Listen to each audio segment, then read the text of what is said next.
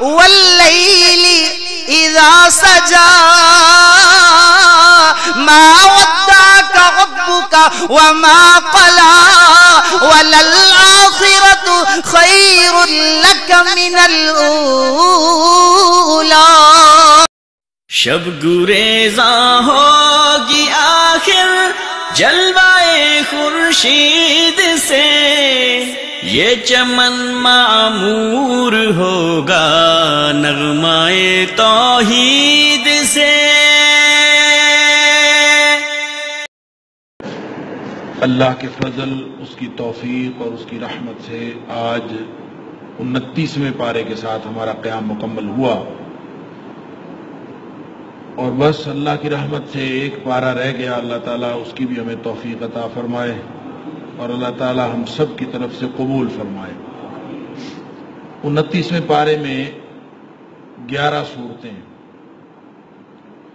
اور ان 11 صورتوں کے بارے میں کہا جاتا ہے کہ ساری کی ساری مکی صورتیں سوائے سورہ دہر کے، اور سورہ دہر کے اندر بھی کچھ آیات مکی ہیں اور کچھ آیات مدنی. مکی صورتوں کا مزاج آپ سب لوگوں کو معلوم ہے کہ اس میں عقائد کی بات کی جاتی ہے بنیادی طور پر، اور آخرت کا خوف دلایا جاتا ہے، توحید کی بات کی جاتی ہے، رسالت کے جو ماننے والے ہیں ان کے لیے خوشخبریاں سنائی جاتی ہیں، اور جو جھٹلانے والے ہیں ان کو عذاب کی دھمکی دی جاتی ہے، اور یہی مضمون تقریباً ساری صورتوں کا ہے. سب سے پہلی صورت سورۃ الملک ہے. اس کے بارے میں قرآن نبی پاک صلی اللہ علیہ وسلم سے بہت ساری اس کی فضیلت وہ منقول ہے. مثلا نبی پاک صلی اللہ علیہ وسلم نے یہ بھی فرمایا کہ قرآن پاک کی ایک ایسی 30 آیات والی صورت ہے کہ جو اپنے پڑھنے والے کی قیامت کے دن سفارش کرے، اور اس وقت تک سفارش کرتی رہے گی جب تک وہ اپنے پڑھنے والے کو بخشوا نہیں لے گی. اسی طرح ایک روایت کے اندر آتا ہے کہ نبی اکرم صلی اللہ علیہ وسلم جب تک سورہ ملک اور سورہ سجدہ پڑھ نہیں لیتے تھے آپ سوتے نہیں تھے، یعنی ہمیشہ پڑھ کے سوتے تھے. اسی طرح ایک روایت میں ہے کہ یہ اپنے پڑھنے والے کی طرف سے جھگڑا کرے گی اور حتیٰ کہ بخشش کرا لے گی. ایک روایت کے اندر آتا ہے کہ یہ عذاب قبر سے انسان کو بچا لے گی. سورۃ تبارک ہی المانعۃ من عذاب القبر، یہ عذاب قبر سے بچانے والی صورت ہے. تو اس کو سونے سے پہلے پڑھنا چاہیے تاکہ یہ ہمیں ہماری سفارش کرنے والی بن جائے. مرکزی مضمون اس کا یہی ہے کہ اس میں مقصد زندگی اور اس کے انجام کی وضاحت کی گئی ہے، اور نبی اکرم صلی اللہ علیہ وسلم کی رسالت کو جھٹلانے والوں کا انجام بتایا گیا ہے کہ بہت برا انجام ہے. شروع میں اللہ تعالیٰ نے فلسفہ امتحان بتایا کہ زندگی کس لیے ہے، زندگی امتحان کے لیے، اور امتحان کس چیز کا ہے؟ وہ کثرت عمل کا امتحان نہیں ہے بلکہ حسن عمل کا امتحان. اللہ تعالیٰ نے قیامت کے دن اعمال گننے نہیں ہیں، تولنے ہیں. اعمال تولے جانے ہیں، گنے نہیں جانے. گویا ان کو ایویلویٹ کیا جانا ہے کہ کس درجے کے عمل ہے. اللہ اکبر. لہذا عمل جو امتحان ہے لِيَبْلُوَكُمْ أَيُّكُمْ أَحْسَنُ عَمَلًا، کون بہترین عمل کرنے والا ہے. اللہ تعالیٰ ہمیں بہترین عمل کرنے کی توفیق عطا فرمائے. آیت نمبر 5 سے 11 تک منکرین توحید و آخرت کا انجام ہے، جہنم کا منظرنامہ بیان کیا گیا ہے. اللہ اکبر کہ جو جھٹلانے والے ہیں اور انکار کرنے والے ان کے لیے عذاب جہنم ہے. جب بھی عذاب ان کو ڈالا جائے گا، اللہ اکبر، اذا القوا فیہا سمعوا لہا شہیقا وہی تفور، چنگھاڑ دور سے سنائی دے رہی ہوگی جہنم کی. شہیق گدے کی آواز کے اس حصے کو کہتے ہیں کہ جو انتہائی کریہ، سب سے زیادہ جو برا حصہ ہوتا ہے اس کی آواز کا، اس کو شہیق کہتے ہیں. تو اس طرح کی چنگھاڑ ہوگی. اللہ وہی تفور، ایسے لگے گا کہ یہ پھٹنے والی ہے. تکاد تمیز من الغیظ، غصے سے پھٹ جائے گی. ہر دفعہ جب ایک گروپ آئے گا جس کے لیے اللہ تعالیٰ نے سورہ زمر کے اندر فرمایا کہ گروہ کے گروہ جو ہیں وہ جہنم کی طرف لائے جا رہے ہوں گے، تو لائے جائیں گے تو جہنم کے دروازے کے سامنے یہ رک جائیں گے. کتنا عرصہ رہیں گے یہ اللہ جانتا ہے. ان کو کتنی صدیاں لگیں گی یا کتنے سال لگیں گے. کلما القی فیہا فوج سالم خزنتھا، تو وہاں پہ جو دربانوں کے ساتھ گفتگو تو ہوگی تو وہ کہیں گے الم یاتکم نذیر، اتنی بری یہ جگہ ہے تمہارے پاس کوئی ڈرانے والا نہیں آیا؟ اللہ قالوا بلا قد جاءنا نذیر، کہیں گے آیا تو تھا. فکذبنا وقلنا ما نزل اللہ من شیء ان انتم الا فی ضلال کبیر. وہ خود اعتراف کر لیں گے کہ اصل میں ہم نے اپنے اوپر ہدایت کے دروازے خود ہی بند کر لیے تھے. ہم نے نبیوں کو اور ڈرانے والوں کو کہا تھا تم جھوٹے لوگ ہو، تمہاری بات درست نہیں ہے. ہم نے خود ہی اپنے ساتھ یہ کیا. اللہ اکبر. اور جو ڈرنے والے ہیں اللہ تعالیٰ فرماتا ہے ان الذین یخشون ربہم بالغیب، جو بغیر دیکھے اپنے رب سے ڈرتے ہیں ان کے لیے بہت مغفرت ہے اور بہت بڑا اجر ہے. پھر اللہ تعالیٰ نے چند سوالات کیے ہیں منکرین سے، ایک مباحثہ کیا. یہ بتاؤ تو صحیح کہ تمہاری یہ بے خوفی کیسی ہے، یعنی تم اللہ کے عذاب سے جو بے خوف ہوئے پھرتے ہو کس وجہ سے؟ وہ اللہ تعالیٰ تو اگر زمین کو حکم دے زمین پھٹ جائے کسی بھی وقت اور تم سب اس کے اندر دھس جاؤ، یا پھر اللہ تعالیٰ آسمانوں سے تمہارے اوپر پتھروں کی بارش برسا دے، یعنی یہ چھت اگر نہیں گر رہی، زمین اگر نہیں پھٹ رہی تو یہ اللہ کا کرم ہے کہ نہیں پھٹ رہی. تو اس لیے بے خوفی کیسی ہے؟ اللہ اکبر. اور آسمان پر جو پرندے اڑتے ہوئے دکھائی دیتے ہیں یا ہوائی جہاز اڑتے ہوئے دکھائی دیتے ہیں یا کوئی بھی چیز جو فضا میں ٹھہری ہوئی ہے تو ما یمسکہن الا الرحمن، سوائے اللہ کے ان کو ٹھہرانے والا اور کوئی نہیں. تم کہتے ہو کہ جہاز کے اندر جناب اتنی سپیڈ ہو اور اتنے پر ہو، اس سائز کے پر ہوں اور اتنی سپیڈ ہو تو پھر جہاز نہیں گرتا. تو تم اتنی سپیڈ کے جہاز بنا لیتے ہو پھر نہیں گرتے، پھر بھی گر جاتے ہیں. جہاز گر جاتے ہیں، تباہ و برباد ہو جاتے ہیں. پہلی فلائٹ پہ جہاز جو ہے وہ تباہ و برباد ہو جاتے ہیں، حتیٰ کہ جو بحری جہاز ہے وہ ڈوب جاتے ہیں. بظاہر نہیں ڈوبتے، حالانکہ اللہ تعالیٰ ان کو بندہ سمجھتا ہے کہ میری جو سائنس ہے نا اس کی وجہ سے جہاز تیر رہا. جیسے ٹائٹینک جب ڈوبا تھا تو کہتے ہیں کہ جو اس کمپنی نے جس نے جہاز بنایا تھا انہوں نے ایک گارنٹی دی تھی کہ اس کی ایک ہی گارنٹی ہے اور یہ کہ یہ ڈوب نہیں سکتا، یعنی جو بھی صورت ہو ڈوب نہیں سکتا. لہذا پوری دنیا اس کے اوپر گئی. پہلے سفر پہ ڈوبا، ٹوٹا بھی اور ڈوبا بھی. اللہ تعالیٰ نے دکھایا کہ یہ اللہ تعالیٰ کے حکم سے چلتا ہے، یہ کسی کمپنی کی مہارت نہیں ہے کہ اس سے چلے. ما یمسکہن الا الرحمن. اسی طرح اللہ تعالیٰ نے سوالات کیے ہیں کہ اگر اللہ تعالیٰ رزق کو روک لے تو تمہیں رزق دینے والا کون ہے؟ پھر اللہ تعالیٰ نے مشرک اور موحد کی مثال دی ہے کہ جو چال میں اوندھا ہو اور الٹا ہو کے چل رہا ہو اور دوسرا آدمی سیدھا چل رہا ہے، دونوں میں سے کون ٹھیک ہے. پھر قیامت کا خوف دلایا گیا ہے. اور پھر ایک سوال یہ کیا ہے کہ اگر یہ جو زمین میں پانی جو تم لیتے ہو بڑا تر و تازہ پانی، یہ اگر زمین کے اندر ہی خشک ہو جائے تو پھر کون ہے جو تمہیں یہ پانی لا کے دے؟ اللہ اکبر. تو یہ توحید کی دعوت دی گئی ہے اور فکر آخرت دلائی گئی ہے. اس کے بعد سورہ القلم ہے، نون والقلم. اس کے اندر بھی رسول اللہ صلی اللہ علیہ وسلم کی رسالت کی حقانیت ہے، عذاب سے ڈراوا ہے، اور یہ بتایا گیا ہے کہ دنیاوی عذاب بھی تمہارے اوپر آ سکتا ہے، آخرت کا عذاب تو آنا ہی آنا ہے. تو سب سے پہلے نبی پاک صلی اللہ علیہ وسلم کی سچے ہونے کی جو دلیل بتائی گئی ہے، آپ اللہ کے سچے نبی ہیں اور آپ کے سچے ہونے کی دلیل آپ کا اخلاق ہے. نبی پاک صلی اللہ علیہ وسلم جیسا کوئی اخلاق کسی کا ہو تو پھر وہ بتائے آپ کا اخلاق آپ کے سچے ہونے کی دلیل ہے. اور پھر جو فاسق قیادت جس کی اس کے چند اوصاف بتائے ہیں کہ جو فاسق و فاجر لوگ ہوتے ہیں جن کے اندر یہ خصوصیات پائی جاتی ہیں ان کی بات آپ نے نہیں ماننی کسی بھی صورت، کیونکہ مکہ کے اندر اس وقت یہ اس طرح کی خصوصیات رکھنے والا کون شخص تھا؟ وہ ایک ہی تھا جو مکہ کے اندر بڑا سیانہ سمجھا جاتا تھا، ولید بن مغیرہ. لوگ سمجھتے تھے کہ یہ سردار بھی ہے اور سیانہ بھی ہے، سارے لوگ مشورے اسی سے لیتے تھے. اور اللہ تعالیٰ اور وہی نبی پاک صلی اللہ علیہ وسلم کی دشمنی میں سب سے زیادہ پیش ہوتا تھا. تو فرمایا کہ یہ جو کافر ہیں یہ تمہارے ساتھ مداحنت کا رویہ اپنانا چاہتے ہیں. مداحنت یہ ہوتی ہے، مداحنت کا لفظی معنی ہوتا ہے ڈھیل دینا. کافر یہ چاہتے ہیں کہ تھوڑے سے تم ڈھیلے پڑو، تھوڑے سے ہم ڈھیلے پڑتے ہیں، کوئی درمیانی راستہ نکال لیتے ہیں.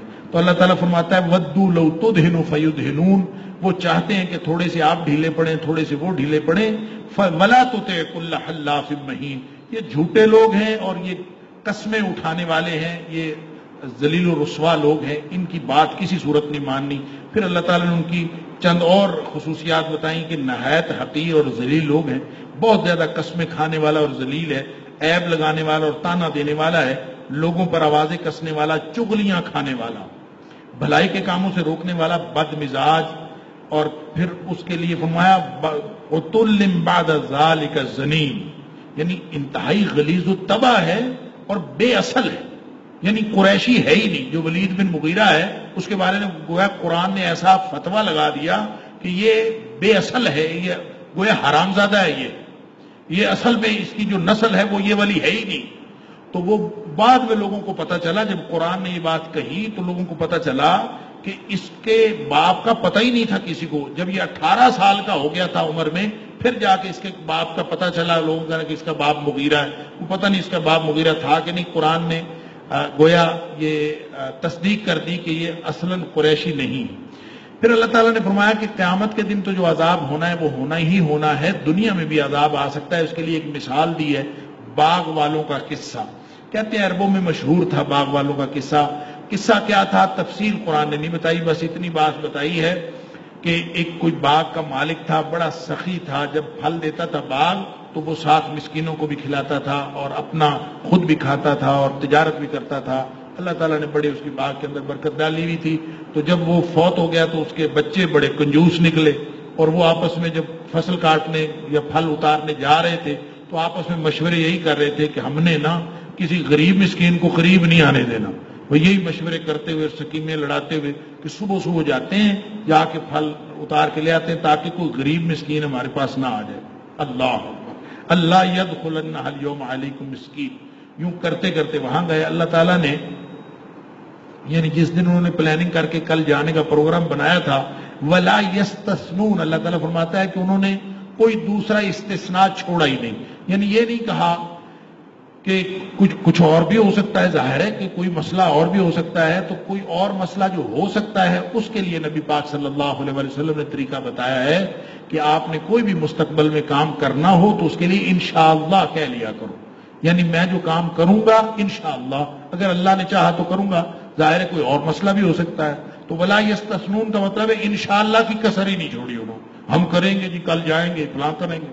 اللہ تعالیٰ نے راتوں رات باغ تباہ و برباد کر دیا۔ صبح گئے، حیران ہو گئے، یہاں تو باغ ہے ہی کوئی، پہلے تو سمجھے کہ راستہ بھول گئے، یعنی وہاں باغ تھا ہی نہیں جہاں پہ باغ، تو حیران ہو گئے، پہلے تو سمجھے راستہ بھول گئے، پھر سمجھ آئی راستہ نہیں بھولے، یہ تو اللہ کی طرف سے عذاب آیا ہے۔ تو اللہ تعالیٰ فرماتا ہے کذالک العذاب والعذاب الآخرۃ اکبر، یہ دنیا کا عذاب ہے، آخرت کا عذاب بہت بڑا۔ مشرکین ایک سوال کرتے تھے، خاص طور پہ سردار قسم کے لوگ، وہ کہتے تھے دنیا میں بھی ہم سردار ہیں تو آخرت میں بھی ہم ہی سردار ہوں گے۔ یہ مسلمان ادھر بھی دھکے کھاتے پھرتے ہیں، یہ ادھر بھی دھکے کھاتے پھریں گے، نعوذ باللہ من ذالک۔ یہ اس طرح کی باتیں آج کل بھی لوگ کرتے ہیں۔ انہوں نے ایسی بات کی تو قرآن نے اس کا جواب دیا ہے، افنجعل المسلمین کالمجرمین، مجرم اور فرمانبردار برابر کیسے ہو سکتے؟ تم نے کہاں سے یہ قانون بنا لیا؟ تمہارے پاس کوئی کتاب ہے جس سے تم نے پڑھا؟ یہ تمہیں یا تمہارے ساتھ کوئی اللہ نے کوئی سرٹیفکیٹ دیا ہوا ہے؟ قیامت والے دن اللہ تعالیٰ ان سب کو کہے گا بلاؤ اپنے سارے شریکوں کو، جو جو تمہارے نگران ہیں ان کو بلاؤ، اور اس دن یہ سارے ذلیل و خوار ہو جائیں گے قیامت والے دن۔ یہ تو مہلت دی ہوئی ہے اللہ تعالیٰ نے، مہلت کے قانون سے فائدہ اٹھا لو۔ ساتھ نبی پاک صلی اللہ علیہ وسلم کو ہمت دلائی ہے کہ آپ صبر کے ساتھ ڈٹے رہیں اور آپ یونس علیہ السلام کی طرح نہ ہو جائیں، یعنی جنہوں نے جلدی مچائی تھی کہ یا اللہ جلدی عذاب لیا۔ وَلَا تَكُنْ كَصَاحِبِ الْحُوتِ، یہ جو یونس علیہ السلام ہے ان کے ساتھ اللہ تعالیٰ کو خصوصی پیار ہے۔ اللہ تعالیٰ نے جہاں کہیں یونس علیہ السلام کا ذکر کیا ہے، کوئی نہ کوئی ایسا لفظ بولا ہے جس سے پیار جھلکتا ہے۔ مچھلی والے کی طرح نہ ہو جانا، یہ نہیں کہا یونس کی طرح نہ ہو جانا، مچھلی والے کی طرح نہ ہو جانا جس کو مچھلی کھا گئی تھی۔ فَاصْبِرْ لِحُکْمِ رَبِّکَ، اللہ کے حکم کے ساتھ ڈٹا رہے۔ نبی پاک صلی اللہ علیہ وسلم کو گویا یہ حکم دیا گیا ہے۔ اس کے بعد سورۃ الحاقہ ہے، سورۃ الحاقہ میں بھی قیامت کا تذکرہ ہے، 3 حصے ہیں۔ اس کے پہلے حصے میں قیامت سے ڈرایا گیا ہے، اور قیامت سے ڈرانے کے ساتھ ساتھ فرمایا قیامت تو آ کے رہے گی، یہ دنیا میں جو قیامت سے پہلے عذاب آتا ہے اس سے بھی تو بچو، جیسے قوم عاد پر، قوم سمود کے اوپر عذاب آیا اور وہ سارے تباہ و برباد ہو گئے۔ اس کے علاوہ فرعون کے اوپر بھی عذاب آیا، جتنے لوگوں پر عذاب آیا دنیا میں بھی عذاب آیا۔ اور پھر فَإِذَا نُفِخَ فِي الصُّورِ نَفْخَةٌ وَاحِدَةٌ، ایک پھر نفخہ ہوگا، سور پھونکا جائے گا، تو اس دن فَيَوْمَئِذٍ وَقَعَتِ الْوَاقِعَةُ، اس دن قیامت قائم ہو جائے گی، آسمان پھٹ جائے گا، اور اس دن فرشتے اللہ کے عرش کو اٹھائے ہوئے ہوں گے 8 ہوں گے، جو آج 4 ہیں قیامت کے دن 8 ہوں گے۔ اللہ تعالیٰ فرماتا ہے سب کچھ اس دن دکھا دیا جائے گا، کوئی چیز چھپی ہوئی نہیں رہے گی۔ اس دن 2 قسم کے لوگ ہوں گے، کچھ لوگوں کو رزلٹ کارڈ دائیں ہاتھ میں ملے گا، کچھ لوگوں کو رزلٹ کارڈ بائیں ہاتھ میں ملے گا۔ اللہ اکبر۔ جن کو دائیں ہاتھ میں ملا دکھاتے پھریں گے، ہاؤم اقرؤ کتابیہ، یہ دیکھو میرا رزلٹ کارڈ، ایک دوسرے کو دکھاتے۔ یہاں جو یونیورسٹی میں کالجز میں بچوں کے رزلٹ آتے ہیں وہ رزلٹ کارڈ دکھاتے ہوئے، جس کے نمبر اچھے ہوتے ہیں نا وہ دکھاتا پھرتا ہے، سر جی میرے نمبر یہ دیکھو۔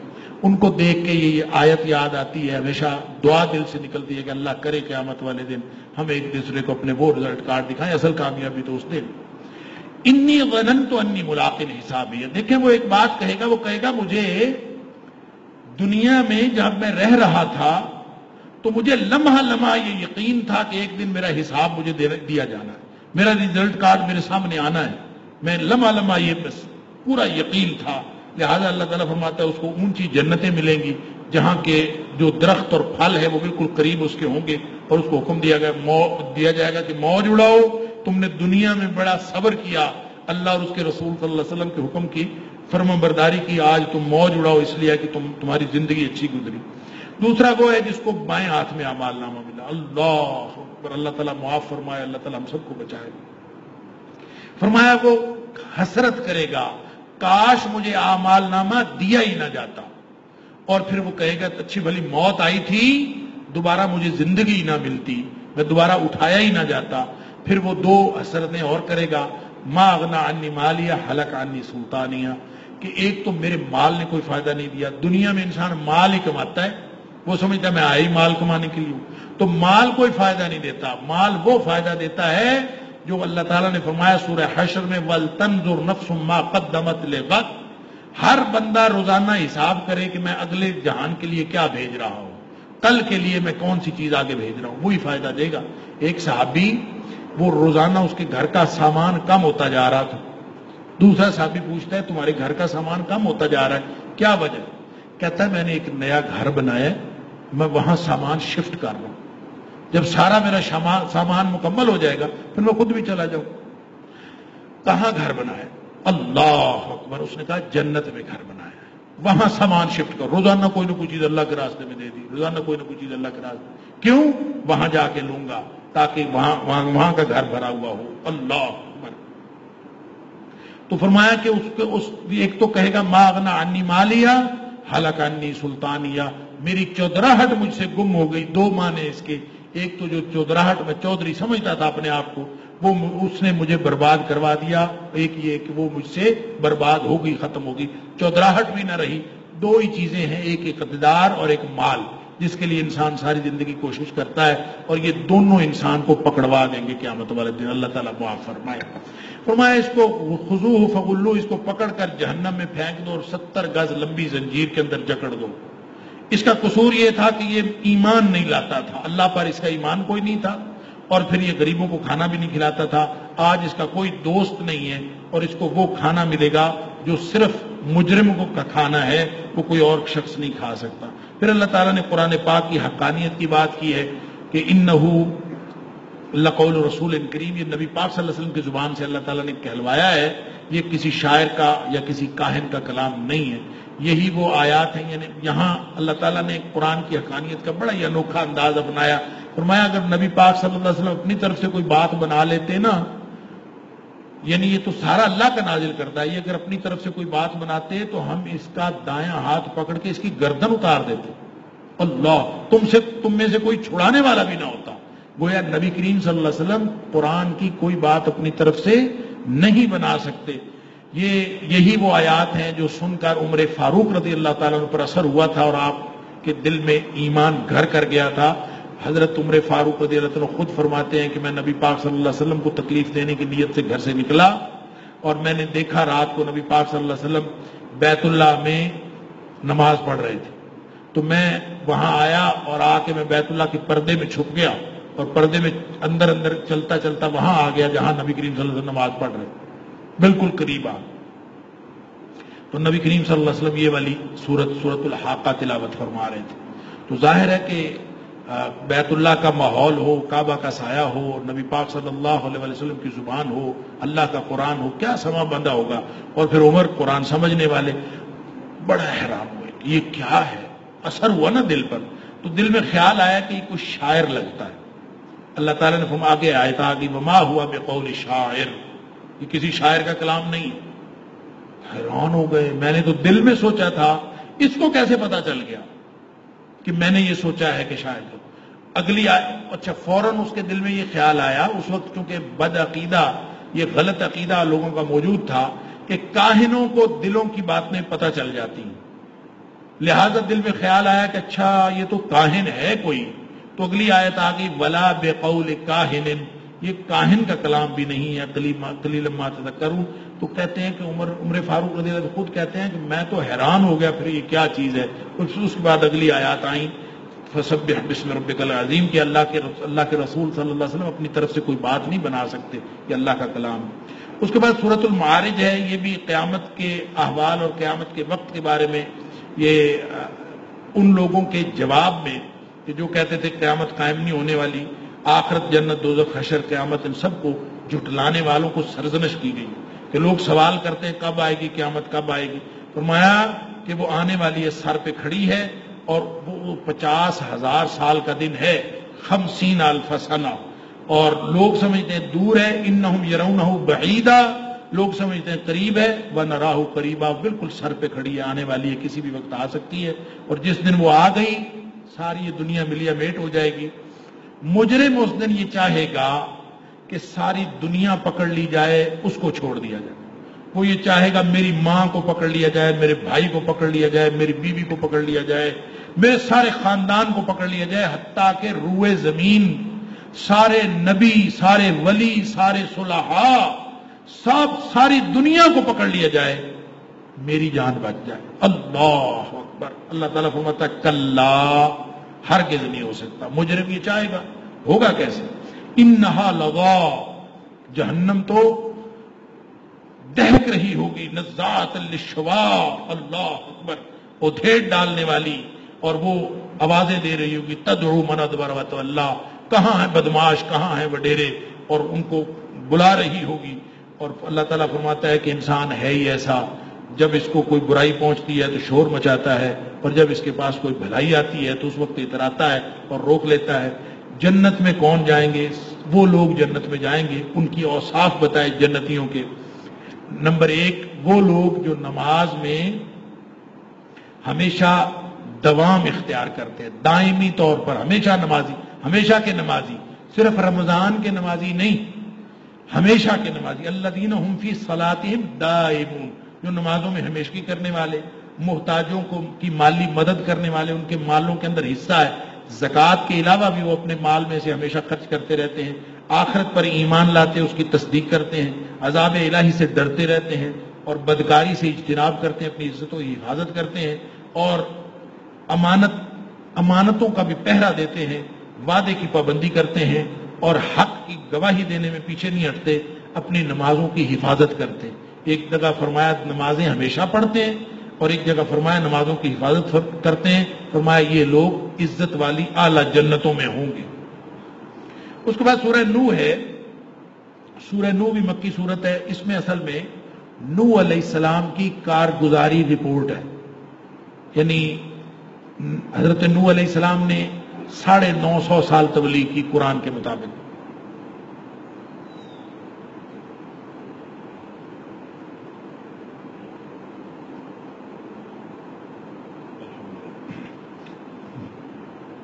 حضرت ابن عباس رضی اللہ تعالیٰ سے ایک روایت ہے کہ حضرت نوح علیہ السلام کی کل عمر 1050 سال تھی. یعنی یہ جو لوگ کہتے ہیں نا کہ اس دور میں عمریں ہی اتنی زیادہ ہوتی تھیں، ہزار سال لوگوں کی عمریں، ایسا نہیں ہے. عمریں لمبی ہوتی تھیں لیکن ہزار سال عمر نہیں ہوتی تھی. عمریں یہی ہے کسی کی 200 سال 250 سال اتنی عمریں ہوتی تھی. لیکن یہ زیادہ سے زیادہ جیسے آج کل زیادہ سے زیادہ 100 سال ہوتی ہے، وہاں 200-250 سال ہو جاتی تھی. اب سے ڈبل ٹرپل کر لیں. لیکن ایسا نہیں ہے کہ عمریں اتنی زیادہ ہوتی تھی. عمر نبوت اس وقت بھی 40 سال ہی تھی. حضرت ابن عباس رضی اللہ تعالیٰ عنہ فرماتے ہیں کہ 40 سال کی عمر میں نبوت ملی تھی حضرت نوح علیہ السلام کو، 950 سال انہوں نے تبلیغ کی، اور جب طوفان نوح آیا، جب طوفان آیا ہے اس کے بعد 60 سال مزید زندہ رہے، تو ٹوٹل آپ کی جو عمر مبارک تھی وہ 150 سال تھی۔ 150 سال عمر میں سے 950 سال صرف تبلیغ کی، اور صرف 80 لوگ جو ہیں وہ آپ کے ساتھ ایماندار بنے۔ اللہ اکبر۔ کارگزاری رپورٹ پیش کی ہے کہ رب انی دعوت قومی لیلا و نہارا، اللہ میں نے دن رات دعوت دی، کسر نہیں چھوڑی۔ فلم یزدہم دعائی الا فرارا، میں جب بھی ان کو پکارتا تھا، بلاتا تھا، دعوت دیتا تھا، یہ اور دور بھاگ جاتے تھے، اور میں جب بھی ان کو پکارتا تھا تاکہ یہ بخشے جائیں، کبھی کانوں میں انگلیاں دے لیتے تھے، اپنے آپ کو کپڑوں سے لپیٹ لیتے تھے، پھر استکبار کرتے تھے، جھٹلاتے تھے، حق کا انکار کرتے تھے، مجھے حقیر سمجھتے تھے۔ میں ان کو کبھی بلند آواز سے دعوت دیتا، کبھی میں ان کو خفیہ طور پر اکیلے کو مل کے، کبھی مجمع میں، کبھی کیسے، یعنی میں نے ہر طرح سے ان کو سمجھایا اور ان کو بتایا کہ استغفار کرو، اپنے رب سے معافی مانگ لو، رب سے معافی مانگ لو گے دنیا آخرت کی ہر نعمت مل جائے گی، دنیا آخرت کی ہر نعمت۔ فَقُلْتُ اسْتَغْفِرُوا رَبَّكُمْ إِنَّهُ كَانَ غَفَّارًا، کہ اپنے رب سے معافی مانگ لو، ہے ہی معاف کرنے والا۔ یُرْسِلِ السَّمَاءَ عَلَيْكُمْ مِدْرَارًا، بارشیں بھی دے گا، تمہیں مال بھی دے گا، بیٹے بھی دے گا، باغات بھی ملیں گے، نہریں بھی ملیں گی، ہر شے مل جائے گی۔ اللہ، لیکن ان کو تو سمجھ نہیں آئی۔ مَا لَكُمْ لَا تَرْجُونَ لِلَّهِ وَقَارًا، اللہ تعالیٰ کی قدر ہی نہیں انہوں نے کی۔ بہرحال بالآخر حضرت نوح علیہ السلام کہتے پھر کہتے ہیں کہ اللہ تو ان کے اوپر عذاب نازل کر، لا تذر علی الارض من الکافرین دیارا۔ اللہ اکبر، یعنی مایوس ہو گئے کہ یہ لوگ اب حق قبول کرنے والے نہیں، تو فرمایا کافروں کا ایک بھی گھر نہ چھوڑ۔ ساتھ یہاں فرمایا انک ان تذرہم، اے اللہ اگر تو نے ان کا کوئی ایک گھر بھی چھوڑ دیا، یضلوا عبادک، یہ بندوں کو گمراہ بھی کریں گے، جو بچے گا وہ مزید گمراہ کرے گا۔ ولا یلدوا الا فاجرا کفارا، ان کے گھر میں جو نیا بچہ پیدا ہوگا وہ بھی فاسق و فاجر اور کافر ہی ہوگا۔ مفسرین نے لکھا کہ یہ کیسے پتہ چل گیا حضرت نوح علیہ السلام کو کہ ان کے اولاد جو ہے وہ بھی فاسق و فاجر ہی ہوں گے؟ کس بنیاد پر کہا؟ اس بنیاد پر کہا کہ حضرت نوح علیہ السلام نے کئی نسلیں ان کی دیکھی تھی، یعنی کئی نسلیں دیکھ چکے تھے کہ جو نیا پیدا ہوتا ہے وہ بھی فاسق و فاجری پیدا ہوتا ہے، اور یہ گمراہ کرتے ہیں، اس لیے آپ نے یہ دعا کی، اور ان کی بد دعا سے پھر عذاب آیا، پوری دنیا کے اوپر جو ہے وہ طوفان آیا، اللہ تعالیٰ نے کشتی بنوا دی، اور وہ پچھلے سارا ذکر ہو چکا ہے کہ اللہ تعالیٰ نے نوح علیہ السلام کو کہا کہ تو کشتی بنا لے، اور جو نیک بندے ان کے اس کے اوپر سوار کرا لے، اور باقی سب غرق ہونے والے ہیں۔ حضرت نوح علیہ السلام کشتی بناتے تھے، لوگ ہنستے تھے کہ یہ کس طرح کشتی بنا رہا ہے، تو ظاہر ہے کہ وہ ایک دن جب وہ تنور میں سے پانی نکلے گا پہلے سے بتا دیا تھا، بس وہ پانی نکلا اور پھر ہر ایک کو تباہ و برباد کر کے اللہ تعالیٰ معاف فرمائے۔ سورہ جن نے، اور سورہ جن پہلے سورہ احقاف کے ضمن میں عرض کر چکا ہوں کہ اللہ تعالیٰ نے وہاں بھی جنوں کی تبلیغ کا ذکر کیا، جنہوں نے قرآن سنا تھا پھر انہوں نے جا کے اپنی بستی میں تبلیغ کی۔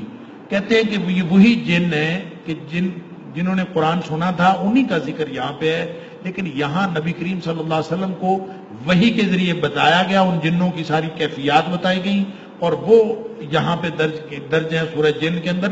واقعہ ایک ہی ہے، دو جگہ پر بیان ہوا ہے، سورہ احقاف کے اندر بھی یہاں۔ اس سے یہ پتہ چلتا ہے کہ جس طرح انسان مکلف ہیں اسی طرح جن بھی مکلف ہیں، جس طرح انسانوں کا امتحان ہو رہا ہے اسی طرح جنوں کا امتحان ہو رہا ہے۔ جن کہتے ہیں کہ اصل بات یہ ہے کہ قرآن جب ہم نے سنا نا تو ہم تو حیران رہ گئے، انا سمعنا قرآن عجبا، کیسا شاندار قرآن ہے، لیکن اس سے پہلے انہوں نے بتایا کہ اصل بات یہ ہے کہ جنوں کو دنیا میں جو غلبہ حاصل تھا وہ انسانوں کی کمزوری کی وجہ سے تھا، کہ یہ جو انسان ہے نا یہ ڈرتے تھے اور جنوں کی حفاظت میں جاتے تھے۔ یعنی نبی کریم صلی اللہ علیہ وسلم کی تشریف آوری سے قبل جو لوگ بھی کسی جگہ جا کے پڑاؤ کرتے تھے نا تو اس وادی کے جن کی پناہ میں جاتے تھے، اور اللہ تعالیٰ نے فرمایا کہ جن کہتے ہیں کہ یہ انسانوں نے ہمیں ہماری جو رعونت ہے اس کے اندر اضافہ کیا تھا۔ وَأَنَّهُ كَانَ رِجَالٌ مِّنَ الْإِنسِ يَعُوذُونَ بِرِجَالٍ مِّنَ الْجِنِّ فَزَادُوهُمْ رَهَقًا، ہماری سرکشی میں اضافہ انہوں نے کیا تھا کہ جہاں جاتے تھے انسان جنوں سے پناہ مانگتے تھے، حالانکہ اصل بات یہ ہے کہ جن انسان کے مقابلے میں طاقتور نہیں ہے، انسان زیادہ طاقتور ہے۔ جب انسان ویسے ڈر جائے اور جب یہ ڈر جائے تو جن اس کے اوپر غلبہ حاصل کرتا ہے، وگرنہ جن کی کوئی طاقت نہیں۔ پھر وہ کہتے ہیں کہ دنیا میں ہم نے دیکھا عجیب و غریب حالات ہونے شروع ہو گئے، بہت ساری تبدیلیاں ہو گئیں، ہم آسمانوں پہ چلے جاتے تھے، ہمیں راستے میں رکاوٹیں شروع ہو گئیں، اور ہم اب جاتے تھے تو شہاب ثاقب ہمارے پیچھے لگ جاتا تھا، ہمیں مار پڑتی تھی، سمجھ نہیں آتی تھی دنیا میں ہو کیا رہا ہے اور یہ تبدیلی کیسے آ گئی۔ تو بس وہ کہتے ہیں کہ ہم آپس میں یہ سوچتے تھے اور مشورہ کرتے تھے کہ کیا ہو رہا ہے، سمجھ نہیں آتی تھی، تو پھر کچھ جنوں کی ٹولیاں بنا کر ہم نے ادھر ادھر بھگا دی کہ پتہ کریں کیا ہو رہا ہے۔ تو تہامہ کے جن تھے جو وادی نخلا کے پاس سے گزرے، نبی پاک صلی اللہ علیہ وسلم وہاں قرآن پڑھ رہے تھے، انہوں نے قرآن سنا، ان کو سمجھ آ گئی یہ قرآن نازل ہوا ہے، یہ نبی کریم صلی اللہ علیہ وسلم تشریف لائے، اس لیے یہ ساری تبدیلیاں ہوئی ہیں۔ تو پھر اس کے بعد کچھ لوگ جو ہیں وہ مومن بن گئے اور کچھ کافر بن گئے۔ جس طرح مسلمان انسانوں کو اللہ تعالیٰ جنت عطا فرمائے گا اور جو کافر انسان ہیں وہ جہنم میں جائیں گے، اسی طرح جنوں کی صورتحال ہے کہ جو کافر جن ہیں وہ جہنم میں جائیں گے اور مسلمان جن جو ہیں وہ جنت میں جائیں گے۔ آگے نبی پاک صلی اللہ علیہ وسلم کی منصب رسالت اس کی وضاحت کی گئی ہے۔ لوگ کہتے تھے کہ اے محمد صلی اللہ علیہ وسلم آپ کو کیا مسئلہ ہے، آپ نے یہ چھوٹی سی بات کر کے ساری دنیا کو اپنا دشمن بنا لیا، تو یہ نہ کرو یہ بات۔ تو اس کا جواب دیا قل انما ادعو ربی ولا اشرک بہ احدا، اے حبیب صلی اللہ علیہ وسلم ان کو بتا دیجئے میں اپنے رب کی طرف دعوت دیتا ہوں، اس کے ساتھ شرک نہیں کر سکتا۔ اور قل انی لا املک لکم ضرا ولا رشدا، نہ میں تمہارا نقصان کر سکتا ہوں نہ میں تمہارا فائدہ کر سکتا ہوں، اور یہ سارے کی ساری باتیں اللہ کے ہاتھ میں ہیں، میں تو صرف پہنچانے والا ہوں، الا بلاغا من اللہ ورسالتی، میں تو اللہ کی طرف سے جو پیغام مجھے ملا وہ میں نے پہنچا دیا، اس کے علاوہ اور کچھ نہیں۔ سورہ مزمل ہے، سورہ مزمل میں اللہ تعالیٰ کی طرف للہیت پیدا کرنے کے لیے اور اللہ کے ساتھ لو لگانے کے لیے ایک طریقہ بتایا گیا، اور طریقہ پتہ کیا ہے کہ کسی شخص نے بھی اگر انابت اللہ یا للہیت یا پھر انقطاع عن الخلق، دنیا سے ٹوٹ کر، تبتل جس کو کہتے ہیں، وہ ٹوٹ کر اگر کسی نے اللہ سے لو لگانا ہے تو اس کے لیے بہترین طریقہ یہ ہے کہ رات کو تہجد پڑھا کریں، جب لوگ سوئے ہوئے ہوتے ہیں اس وقت اٹھ کے تہجد پڑھیں۔ قم اللیل الا قلیلا، رات کو زیادہ وقت اٹھ کے اللہ کے راستے میں اللہ کے سامنے کھڑے رہا کرو، یعنی قیام کیا کرو، تہجد پڑھا کرو۔ تو نبی پاک صلی اللہ علیہ وسلم کو ذمہ داریوں کے باوجود اور جو ذمہ داریوں کی بلکہ انجام دہی کے لیے رات کی تہجد بڑی ضروری ہے۔ اگر کوئی قائد رات کی تہجد نہیں پڑھتا نا، اس کی قیادت کے اندر نکھار نہیں آ سکتا۔ تو یہ نبی پاک صلی اللہ علیہ وسلم کے اوپر فرض تھی۔ بعد میں مخالفین، بعد میں جو مسلمانوں کی جو مشکلات تھی ان کو دیکھتے ہوئے اللہ تعالیٰ نے اس حکم میں تخفیف کر دی، فرمایا کوئی پڑھ لے، جتنا پڑھ سکے اتنا پڑھ لے۔ پہلے حکم تھا کہ ضرور پڑھو، اب فرمایا کہ جو جتنا پڑھ سکتا ہے اتنا پڑھ لے، لیکن 4 چیزیں نہ چھوڑے، اس لیے کہ تم نے نوکری کرنے کے لیے بھی جانا ہوتا ہے اور تم نے جو ہے وہ جہاد کے لیے بھی جانا ہوتا ہے۔ تو ہر شخص جس نے صبح اٹھ کے 8 بجے نوکری پہ جانا ہے وہ رات کو تہجد تو نہیں پڑھ سکتا، رات کو تہجد پڑھے گا کہ نوکری کرے گا، لہٰذا اس کے لیے فرمایا کہ تخفیف ہے، تمہیں یہ کہو 4 چیزیں نہیں چھوڑنی، نماز فرض وہ نہیں چھوڑنی، زکوٰۃ وہ نہیں چھوڑنی، اور حقوق میں انفاق فی سبیل اللہ وہ نہیں چھوڑنا، اور معافیاں مانگتے رہنا ہے۔ یہ 4 کام پورے کر لو تو اللہ تعالیٰ تمہیں، یعنی اللہ سے استغفار کرتے رہو، انفاق فی سبیل اللہ کرتے رہو، زکوٰۃ دیتے رہو، نماز پڑھتے رہو، تو اللہ تعالیٰ سے معافیاں مانگتے رہو گے تو اللہ تعالیٰ تمہیں معاف کر دے۔ سورہ مدثر دوسری وحی، نزول کے اعتبار سے دوسری وحی سورہ مدثر ہے۔ سورہ مدثر بھی ویسے تو بنیادی موضوع تو اس کا آخرت اور قیامت کے احوال ہی ہیں، اس میں ولید بن مغیرہ وہی جس کا ذکر ہوا، اس نے ایک پلاننگ کی تھی، اس کی پلاننگ کا ذکر ہے۔ لیکن شروع میں یہ جو شروع کی 8 آیتیں ہیں، 7 آیتیں، یہ نازل ہوئی تھی نبی پاک صلی اللہ علیہ وسلم پر نزول کے اعتبار سے دوسری وحی۔ پہلی وحی میں نبی پاک صلی اللہ علیہ وسلم کو صرف بتایا گیا کہ آپ نبی بن گئے، اقرا بسم ربک الذی، وہ صرف انفارمیشن تھی۔ یہ گویا مشن کی پہلی وحی تھی، قم فانذر، اٹھو اور ڈرانا شروع کر. یا ایھا المدثر، یہ وہ موقع ہے جب نبی پاک صلی اللہ علیہ وسلم فرماتے ہیں میں نے جبریل کو اس کی اصل شکل میں دیکھا تھا. 2 دفعہ نبی پاک صلی اللہ علیہ وسلم نے جبریل کو اصل شکل میں دیکھا ہے، ایک اس وحی کے موقع پر اور دوسری دفعہ آپ نے معراج کی رات دیکھا ہے.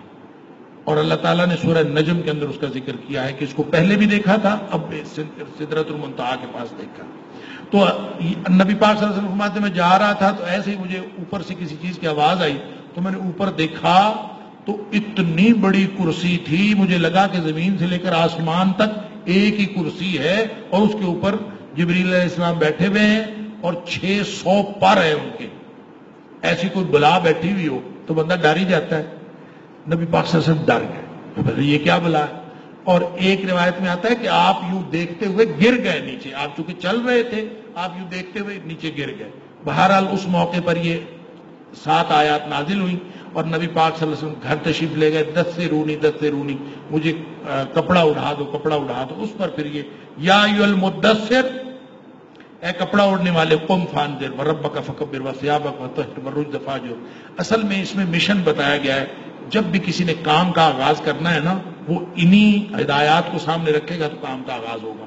دیکھیں نبی پاک صلی اللہ علیہ وسلم انذار تبشیر دونوں کام کرنے والے، عذابوں سے ڈرانے والے بھی ہیں اور انعامات کی خوشخبری دینے والے بھی ہیں. اور نبی پاک صلی اللہ علیہ وسلم کا پوری حیات طیبہ کا جو نمایاں پہلو ہے وہ خوشخبریاں دینا ہے. آپ کا نمایاں پہلو ڈرانا نہیں ہے، خوشخبریاں دینا ہے. لیکن ابتدا خوشخبری سے نہیں ہو سکتی، ابتدا ہمیشہ ڈرانے سے ہوگی. اس لیے کہ یہ انسان کی فطرت ایسی ہے کہ یہ کسی کام سے رکتا ہے تو ڈرانے کی وجہ سے رکتا ہے. اس کے دل میں ڈر پیدا ہو جائے تو رکتا ہے، صرف امید پر نہیں رکتا، امید اس کے بعد دلائی جاتی ہے. اسی طرح مشن کا آغاز آج بھی اگر آپ کہیں دین کی دعوت کا کام شروع کرنے جا رہے ہوں تو لوگوں کو برے انجام سے ڈرائیں کہ تم جو کچھ کر رہے ہو اس کا نتیجہ بہت غلط نکلنے والا ہے. جب کسی کو یہ تنبیہ ہو جائے گی ایک دفعہ تو پھر وہ خوشخبریوں پر بھی کان دھرے گا. اور اس کے بعد اللہ تعالیٰ نے احوال قیامت اصل میں ایک ہوا، میں نے ولید بن مغیرہ کا جو درمیان میں ذکر ہے، اللہ تعالیٰ نے فرمایا کہ ایک بڑا بد باطن کافر ہے، اس کے بیٹے بھی ہیں اور بیٹوں کی وجہ سے وہ سمجھتا ہے مال اور بیٹے دو چیز جس کے پاس آ جائیں وہ سمجھتا ہے میں دنیا کا سب سے بڑی بلا ہوں. تو ولید بن مغیرہ کے پاس بیٹے بھی تھے. بعض روایات میں آتا ہے کہ اس کے 7 بیٹے تھے، بعض نے لکھا ہے 12 یا 13 بیٹے تھے. اس میں سے 3 مسلمان بھی ہوئے، یعنی خود بڑا بدبخت تھا لیکن اس میں سے 3 مسلمان، خالد بن ولید، حشام بن ولید اور ایک ولید بن ولید، ان کے بیٹے کا نام بھی ولید تھا. تو یہ 3 جو ہے مسلمان ہوئے. خالد بن ولید تو جرنیل ہوئے ہیں. تو لیکن یہ خود بڑا بدبخت آدمی تھا. اللہ تعالیٰ فرماتا ہے بیٹے ہیں اور مال ہے، صرف اس وجہ سے یہ ایسی باتیں کرتا ہے. تو یہ اصل میں حج کا موقع آ رہا تھا تو سب پریشان تھے نبی پاک صلی اللہ علیہ وسلم کی دعوت سے. تو انہوں نے سوچا کہ ایسا کریں کہ کوئی سکیم لڑائیں کہ لوگ جو حج کے لیے آ رہے ہیں نا وہ ہم ان سب کو ہم ایک ہی بات کریں. اگر محمد کریم صلی اللہ علیہ وسلم کے بارے میں لوگ پوچھیں تو ہم ایک ہی بات کریں، مختلف باتیں نہ ہوں. تو پروگرام بنا لیں کہ ہم نے کیا کہنا ہے کہ یہ جادوگر ہے یا یہ کاہن ہے یا یہ شاعر ہے، یہ کیا ہے، ہم نے ان کے بارے میں کیا کہنا ہے. تو مشورہ ہو رہا تھا تو سب نے کہا کہ ولید بن مغیرہ کیونکہ سیاںا تھا تو سیاںا مشہور تھا، ویسا ہی سیاںا تھا، اللہ تعالیٰ معاف کرے.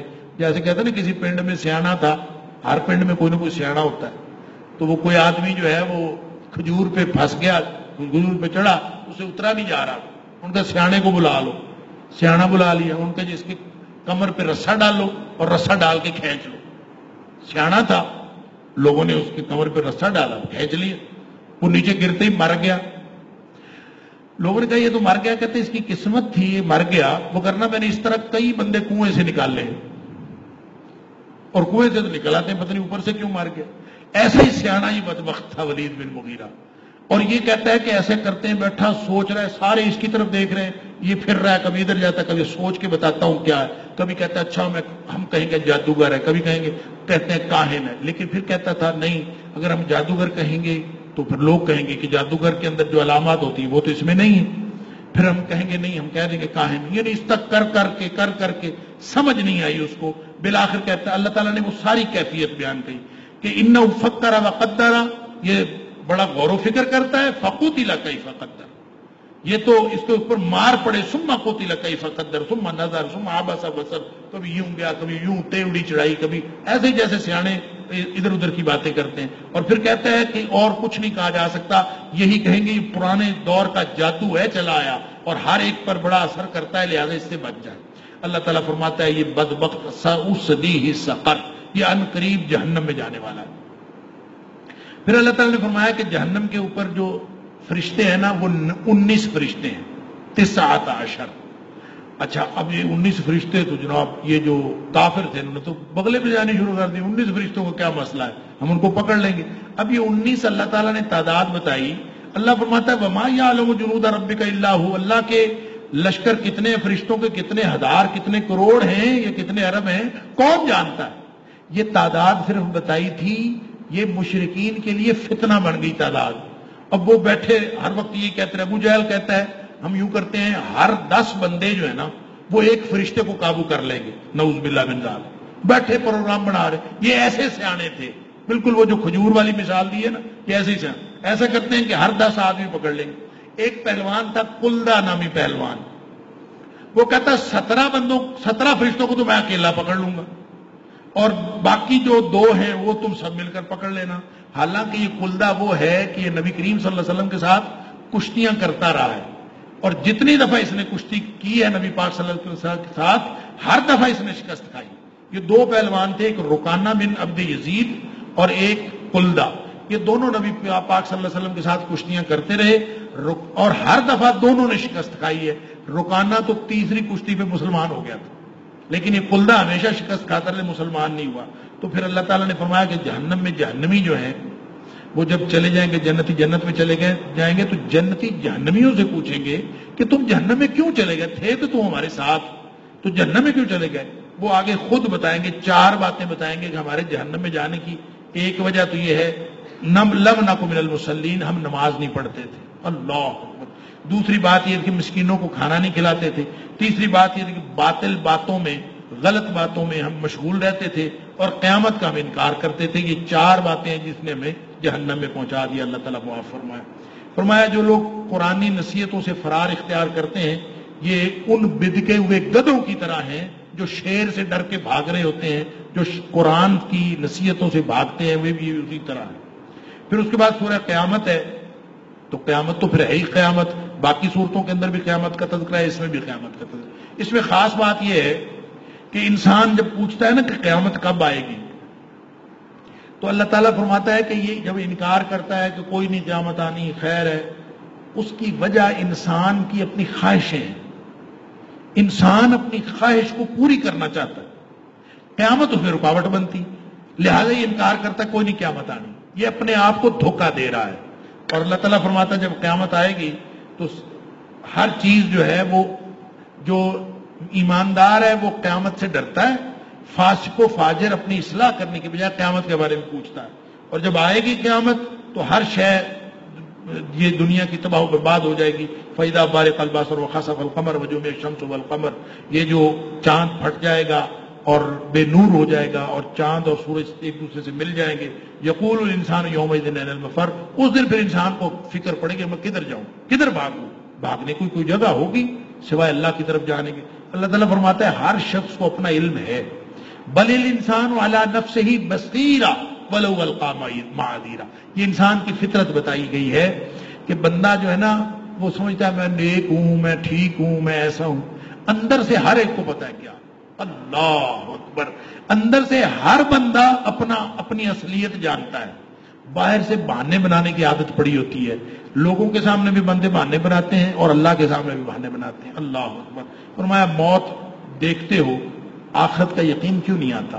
جب پنڈلی کے ساتھ پنڈلی جو ہے وہ گھسٹ رہی ہوتی ہے اور اس وقت تم کہتے ہو کوئی دم درود والا کوئی آ جائے، کوئی اس کو کوئی بچا لے، بھاگتے دوڑتے ہو، لوگ اپنے عزیزوں کی موت دیکھتے ہو، تمہیں اپنی موت یاد نہیں آتی؟ اللہ۔ پھر فرمایا حقیر قطرہ آب سے انسان اور اس کی نسلیں پیدا کرنے والا، کیا وہ دوبارہ کائنات پیدا کرنے پر قادر نہیں ہے؟ سورہ دہر ہے، مدنی سورت، جو میں نے پہلے عرض کیا جمہور کے نزدیک یہ مدنی سورت ہے۔ کہتے ہیں آخری 10 آیات اس کی مکی، اس کو سورۃ الانسان بھی کہتے ہیں۔ اس کی پوری کہانی ہے، اس میں اللہ تعالیٰ نے ایک بڑی خوبصورت کہانی بیان کی ہے۔ کہ حقیر قطرہ آب سے پیدا ہوا انسان اپنی اوقات کیا ہے یہ نام لینا بھی پسند نہیں کرتا. اللہ اکبر. اللہ نے اس سے بنایا, دو راستے بتا دیے, یہ جنت کا راستہ ہے, یہ جہنم کا راستہ ہے. اس کے باوجود لوگ جنت کے راستے پر نہیں جاتے. جو جنت کے راستے پر جاتے ہیں ان کو اللہ تعالیٰ جنت دے گا جو شکر کرنے والے ہیں. انا ہدیناہ السبیل اما شاکرا و اما کفورا.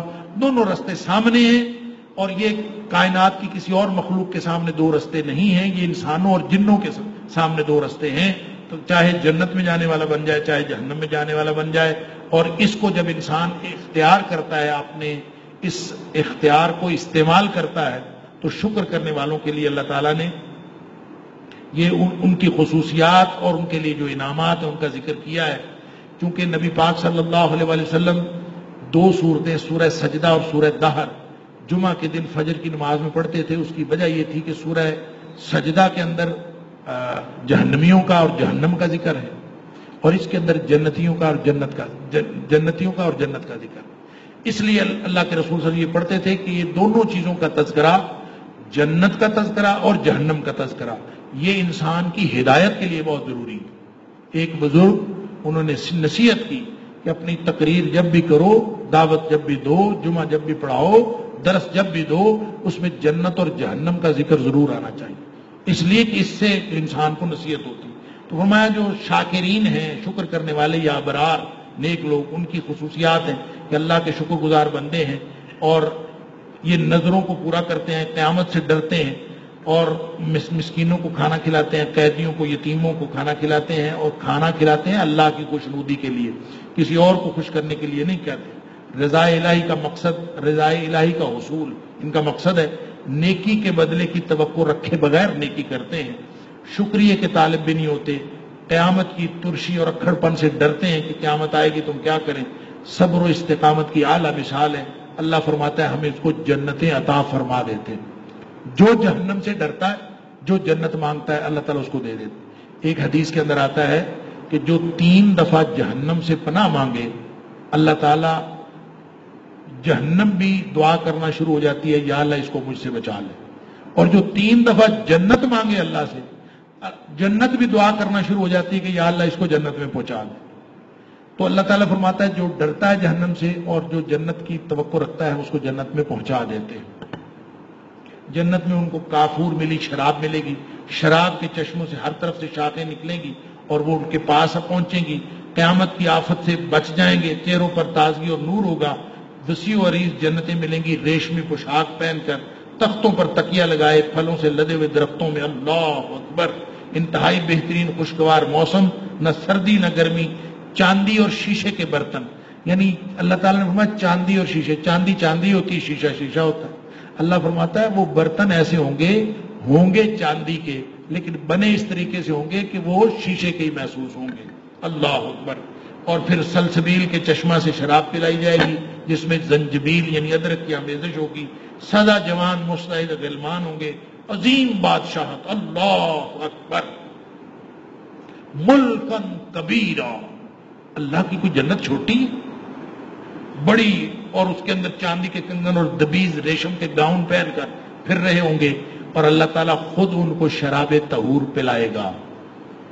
فرمایا یہ اعمال کا اچھا بدلہ اور قدردانی ہے جو اللہ تعالیٰ عطا فرمائے گا. اللہ تعالیٰ ہم سب کو ان میں سے کرے. اس کے بعد سورہ مرسلات ہے, آخری سورت آج جو پڑھی گئی. سورہ مرسلات میں اللہ تعالیٰ نے ہواؤں کی قسم کھا کے یہی بات فرمائی ہے کہ قیامت ضرور قائم ہوگی. جب قیامت قائم ہوگی تو مجرموں کو کہا جائے گا کہ فَإِن كَانَ لَكُمْ كَيْدٌ فَكِيدُونَ, کوئی ہے تمہارے پاس کوئی منصوبہ اس سے بچنے کا تو آج کر لو منصوبہ جو ہے. اللہ وَيْلٌ يَوْمَئِذٍ لِّلْمُكَذِّبِينَ, جھٹلانے والوں کا بہت برا انجام ہوگا. یہ آیت بار بار دہرائی گئی ہے اس صورت میں, اور فرمایا کہ بچیں گے وہ کہ جن لوگوں نے دنیا میں ڈر ڈر کے زندگی گزاری.